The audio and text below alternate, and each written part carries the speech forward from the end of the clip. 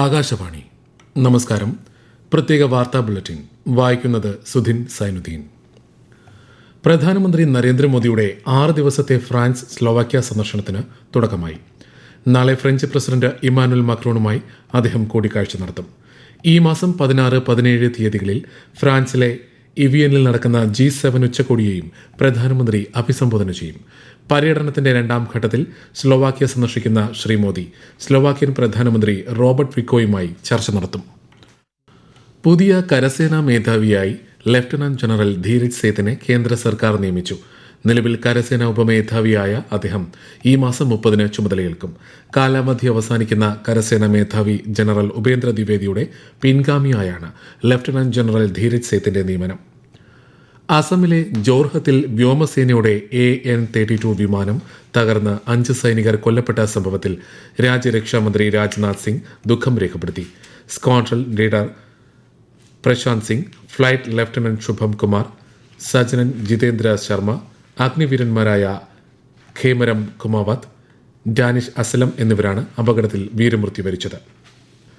അനധികൃത കുടിയേറ്റം ഉൾപ്പെടെയുള്ള ജനസംഖ്യാപരമായ മാറ്റങ്ങളെക്കുറിച്ച് പഠിക്കുന്നതിനും നടപടികൾ നിർദ്ദേശിക്കുന്നതിനുമായി കേന്ദ്ര സർക്കാർ രൂപം നൽകിയിട്ടുള്ള ഉന്നതതല സമിതി കേന്ദ്ര ആഭ്യന്തരമന്ത്രി അമിത്ഷായുടെ അധ്യക്ഷതയിൽ യോഗം ചേർന്നു. അതിർത്തി ജില്ലകളിലെ ജനസംഖ്യാ വ്യതിയാനങ്ങളെക്കുറിച്ച് പഠിക്കാനും സ്ഥിതിഗതികൾ വിലയിരുത്താനുമായി അതിർത്തി പ്രദേശങ്ങൾ, മെട്രോ നഗരങ്ങൾ, വ്യാവസായിക നഗരങ്ങൾ എന്നിവ സന്ദർശിക്കാനും ശ്രീ ഷാ സമിതിക്ക് നിർദ്ദേശം നൽകി. കേരളത്തിൽ നിപ ജാഗ്രത തുടരുന്നു. ആരോഗ്യവകുപ്പ് സംസ്ഥാനത്ത് നിപ പ്രതിരോധ പ്രവർത്തനങ്ങൾ ഊർജിതമാക്കി. നിപ സാഹചര്യം വിലയിരുത്താനായി കേന്ദ്ര സംഘം കോഴിക്കോടെത്തി. നിപ സ്ഥിരീകരിച്ച രാമനാട്ടുകര സ്വദേശി കോഴിക്കോട് മെഡിക്കൽ കോളേജിൽ ചികിത്സയിൽ തുടരുകയാണ്. അതിനിടെ സമ്പർക്ക പട്ടികയിലുള്ള 3 പേരുടെ പരിശോധനാ ഫലം നെഗറ്റീവായി. സമ്പർക്ക പട്ടികയിലുള്ള 4 പേരെ കൂടി ഇന്ന് നിരീക്ഷണത്തിനായി ആശുപത്രിയിൽ പ്രവേശിപ്പിച്ചു. ജില്ലയിലെ നിപ സ്ഥിതിഗതികൾ മന്ത്രി AP അനിൽകുമാർ വിലയിരുത്തി. ആരോഗ്യമന്ത്രി നാളെ കോഴിക്കോട് എത്തുമെന്ന് മന്ത്രി അറിയിച്ചു. സംസ്ഥാനത്ത് ആരോഗ്യ ഭക്ഷ്യസുരക്ഷാ വകുപ്പുകളുടെ നേതൃത്വത്തിൽ ഷിഗല്ല പ്രതിരോധ പ്രവർത്തനങ്ങൾ തുടരുന്നു. വയനാട്, മലപ്പുറം, തിരുവനന്തപുരം, ആലപ്പുഴ, പത്തനംതിട്ട ജില്ലകളിൽ ഷിഗല്ല രോഗബാധ സ്ഥിരീകരിച്ചിട്ടുണ്ട്. ഇന്ന് തൃശൂർ, വടക്കാഞ്ചേരി, മംഗലത്ത് 2 കുട്ടികൾക്ക് രോഗബാധ സ്ഥിരീകരിച്ചു. പ്രദേശത്ത് ബോധവൽക്കരണ പ്രവർത്തനങ്ങൾ പുരോഗമിക്കുകയാണ്. കേരളത്തിൽ ഒറ്റപ്പെട്ട ഇടങ്ങളിൽ ഇടിമിന്നലോട് കൂടിയ മഴയ്ക്കും ശക്തമായ കാറ്റിനും സാധ്യതയെന്ന് കേന്ദ്ര കാലാവസ്ഥാ വകുപ്പ്.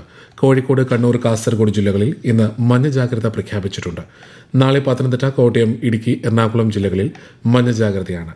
കേരളം, കർണാടക, ലക്ഷദ്വീപ് തീരങ്ങളിൽ ഇന്ന് മത്സ്യബന്ധനത്തിന് വിലക്കേർപ്പെടുത്തി. കേരളത്തെ മയക്കുമരുന്ന് മുക്തമാക്കാനുള്ള കർശന നടപടികളുമായി സർക്കാർ മുന്നോട്ടു പോവുകയാണെന്ന് ആഭ്യന്തരമന്ത്രി രമേശ് ചെന്നിത്തല. രാഷ്ട്രീയത്തിനതീതമായി എല്ലാവരും ഇതിനായി കൈകോർക്കണമെന്നും അദ്ദേഹം പറഞ്ഞു. ഓപ്പറേഷൻ തൂഫാന്റെ ഭാഗമായി സംസ്ഥാന വ്യാപകമായി നടത്തിയ റെയ്ഡിൽ ഇന്ന് 145 പേരെ അറസ്റ്റ് ചെയ്തു. ജൂൺ 26 മുതൽ തൂഫാൻ ക്യാമ്പയിന്റെ 2ാം ഘട്ടം ആരംഭിക്കുമെന്നും മന്ത്രി മലപ്പുറം എടപ്പാളിൽ അറിയിച്ചു. മിഥുനമാസ പൂജകൾക്കായി ശബരിമല നട നാളെ തുറക്കും. വൈകിട്ട് 5-ന് തന്ത്രിയുടെ സാന്നിധ്യത്തിൽ ശ്രീകോവിൽ തുറന്ന് നെയ്ത്തിരി തെളിയിക്കും. ICC വനിതാ 2020 ലോകകപ്പ് ക്രിക്കറ്റിൽ അയർലൻഡിനെതിരെ സ്കോട്ട്ലൻഡിന് 40 റണ്ണിന്റെ ജയം. 162 റൺ വിജയലക്ഷ്യം പിന്തുടർന്നിറങ്ങിയ അയർലൻഡിന് 121 റണ്ണിനിടെ മുഴുവൻ വിക്കറ്റും നഷ്ടമായി. മറ്റൊരു മത്സരത്തിൽ ഓസ്ട്രേലിയ ദക്ഷിണാഫ്രിക്കയെ നേരിടുകയാണ്.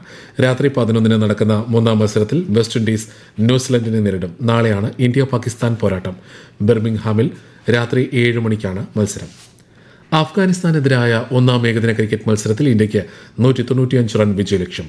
അഫ്ഗാൻ താരം റഹ്മാനുല്ല ഗുർബാസ് 51 പന്തുകളിൽ 102 റൺ നേടിയപ്പോൾ ഇന്ത്യയ്ക്കായി അരങ്ങേറ്റ മത്സരം കളിച്ച ഹർഷ് ദുബൈ 3 വിക്കറ്റ് സ്വന്തമാക്കി. മഴ കാരണം മത്സരം 25 ഓവറാക്കി ചുരുക്കിയിരുന്നു. 2026 പത്മ പുരസ്കാരങ്ങൾ 65 പേർക്ക് കൂടി രാഷ്ട്രപതി ദ്രൗപദി മുർമു സമ്മാനിക്കും. രാഷ്ട്രപതി ഭവനിൽ ഈ മാസം 23-ന് നടക്കുന്ന ചടങ്ങിൽ നടൻ മമ്മൂട്ടി പത്മഭൂഷൺ സ്വീകരിക്കും. കഴിഞ്ഞ മാസം ആദ്യം 66 പേർക്ക് പത്മ പുരസ്കാരം സമ്മാനിച്ചിരുന്നു. മധ്യപ്രദേശിലെ ഇൻഡോറിൽ നടന്ന 5 ദിവസത്തെ ബ്രിക്സ് കാർഷിക സമ്മേളനം സമാപിച്ചു. സമ്മേളനം മുന്നോട്ട് വെച്ച ഇൻഡോർ പ്രഖ്യാപനം ഏകകണ്ഠമായി അംഗീകരിച്ചു. ഭക്ഷ്യസുരക്ഷ, കർഷകക്ഷേമം, കാർഷിക വ്യാപാരം തുടങ്ങിയ പ്രധാന തീരുമാനങ്ങൾ ഉൾക്കൊള്ളുന്നതാണ് പ്രഖ്യാപനം. പ്രത്യേക വാർത്താ ബുള്ളറ്റിൻ കഴിഞ്ഞു. അടുത്ത വാർത്താ പ്രക്ഷേപണം നാളെ രാവിലെ 6:45-ന്.